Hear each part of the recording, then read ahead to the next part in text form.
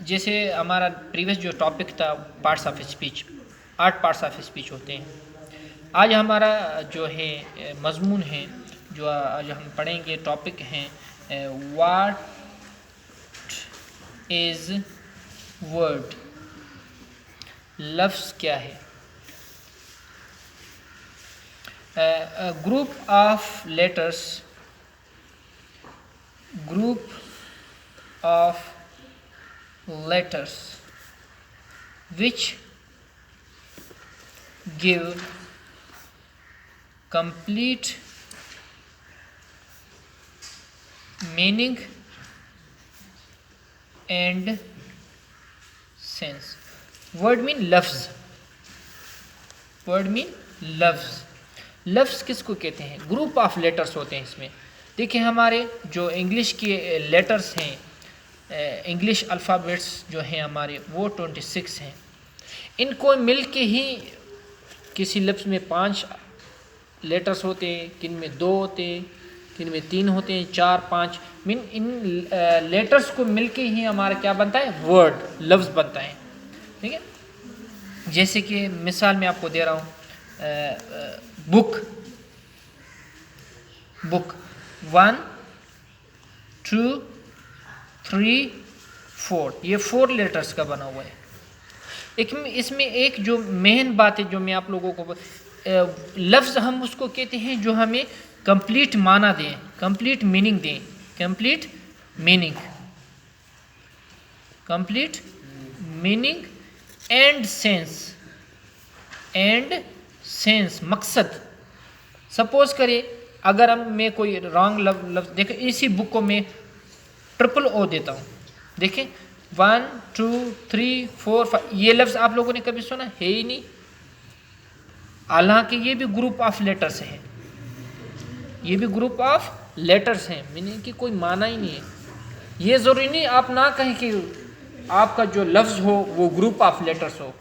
आप इस पे फोकस करें, जो ग्रुप ऑफ लेटर्स है वो आप लोगों को पूरी माना दे रहा है, वो मकसद दे रहा है, तब हम जाके उनको हम कहते हैं, नहीं तो वो वर्ड नहीं। अभी ये वर्ड नहीं कहलाते हैं, क्योंकि देखें, ठीक है, इसमें या हमने कभी देखा ही नहीं। ये जो देखें, हमने पहले पढ़ा था ग्रामर को। ग्रामर क्या कहते हैं? Rules, rules and regulation. देखो रूल्स रेगुलेशन में है ये ग्रामर, ये जो इंग्लिश लैंग्वेज में इनका कोई मौजूदगी ही नहीं लफ्ज़ का, तो हम इसको कैसे एक्सेप्ट करेंगे? तो याद रखें, वर्ड को हम उसको कहते हैं group of letters which give complete meaning and sense. वो जो ग्रुप ऑफ लेटर्स हो वो हमें पूरी माना दे और मकसद दे, हम उसको क्या कहते हैं? लफ्ज़, नहीं तो हम उसको लफ्ज़ नहीं कहते। सेकंड हमारा टॉपिक है सेंटेंस। किसको कहते हैं? देखिए इसमें होता है ग्रुप, ग्रुप ऑफ वर्ड्स, यहाँ पे group of words which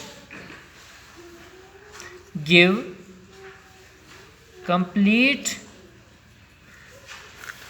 meaning and sense. लफ्ज़ों का मजमुआ जो हमें पूरी माना और मकसद दे। देखिए मिसाल के तौर पे देखें, इनमें भी एक चीज़ आप गौर से रखें, इनमें मीनिंग ज़रूरी है और सेंस।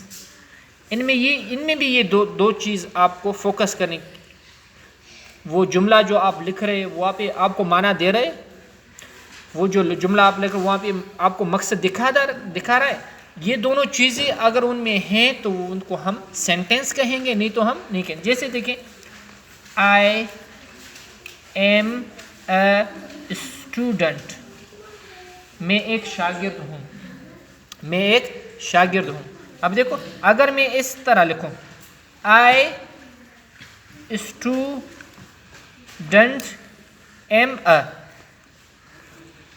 हालांकि ये भी तो ग्रुप ऑफ वर्ड्स हैं, ये भी तो ग्रुप ऑफ वर्ड्स हैं, ये सारी जो मैंने ये जुमला लिखा ये भी ग्रुप। इनको हम करेक्ट कहते हैं, इनको हम रॉन्ग कहते हैं, इनको हम सही कहते हैं, इनको हम गलत कहते हैं। किस वजह से? क्योंकि इसमें रूल्स रेगुलेशन को, ये जो है रूल्स एंड रेगुलेशन को फॉलो कर रहा है, रूल्स एंड रेगुलेशन, क्योंकि ये हैं और ये इनमें कोई रूल्स ही नहीं है। तो याद रखें, हमें दो चीज़ों पे फोकस करना है। अगर हमें लफ्ज़ को भी समझना है तो वो हमें अगर माना और मकसद दिखा जा रहा है तो हम उनको लफ्ज़ कहते हैं। इसी तरह सेंटेंस में अगर कोई ही जुमला हम लिख रहे हैं वो हमें मकसद और माना दिखा रहा है तो हम उनको सेंटेंस कहें, नहीं तो नहीं कहेंगे। देखिए अभी आ जाए parts of sentence. Parts of sentence, first of all parts of sentence जो है वो सब्जेक्ट है। सेकंड आपका है वर्ब। वर्ब के दो किस्म होते हैं, एक होता है helping verb and main verb. Third आपका है जो है जिनको हम कॉम्प्लीमेंट कहते हैं और ऑब्जेक्ट भी कहते हैं। ये पार्ट्स ऑफ सेंटेंस हैं। इन पार्ट्स से मिलके ही हमारा जुमला बनता है। किसी तरह देखें, अब एक एक को मैं डिफाइन कर रहा हूँ। सब्जेक्ट कहते किस चीज़ को है? सब्जेक्ट कहते किस चीज़ को है? It doer of an action or state.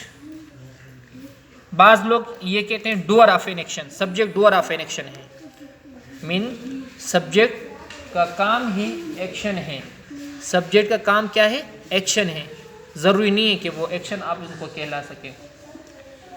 Subject आप एक्शन भी देखें।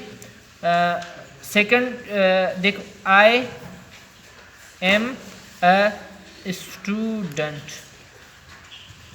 ये स्टेट वाला सेंटेंस है। तो देखें यहाँ पे भी सब्जेक्ट काम कर रहा है। ये देखो doer of an action, sorry doer of an state हो गया, आई एम अ स्टूडेंट। अभी मैं लिख रहा हूँ आई गो टू स्कूल, तो देखिए यहाँ पे एक्शन है, तब भी सब्जेक्ट काम कर रहा है। Are you understanding? ये देखिए यहाँ स्टेट में भी काम कर रहा है, एक्शन में भी कर रहा है। तो इनकी डिफिनेशन ये होती है डूअर ऑफ एन एक्शन और स्टेट। तो सब्जेक्ट जो है first parts of a sentence होता है और ये बहुत अहम किरदार रखता है। Number 2 helping verbs. Helping verbs ये कौन से हैं? टू बी, इसको टू बी वर्ब्स कहते हैं। क्या कहते हैं? To be verbs.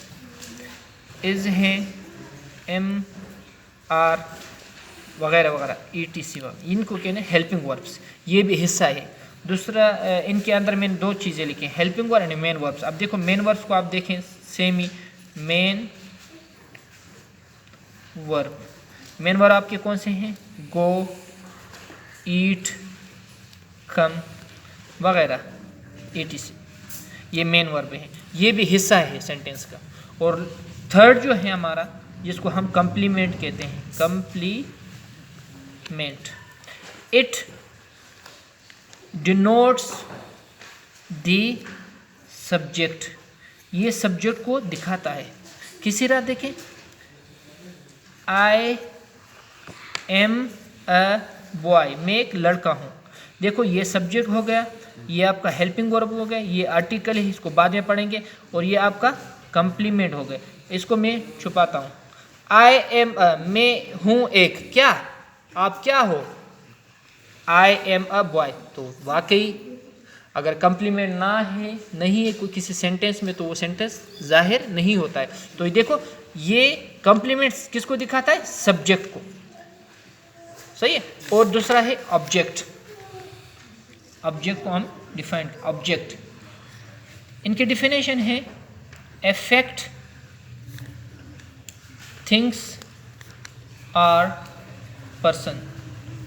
जुमले में जिस पे असर हो, जुमले जिस चीज़ के बारे में बात करें, सपोज करें आई गो टू स्कूल, ये अमूमन एक्शन में लिया जाता है। देखिए आई गो टू स्कूल, यहाँ पे स्कूल जो है वो आपका ऑब्जेक्ट है। सब्जेक्ट कहाँ जा रहा है? स्कूल जा रहा है।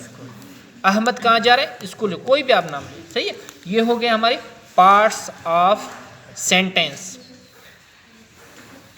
ओके, नाउ पास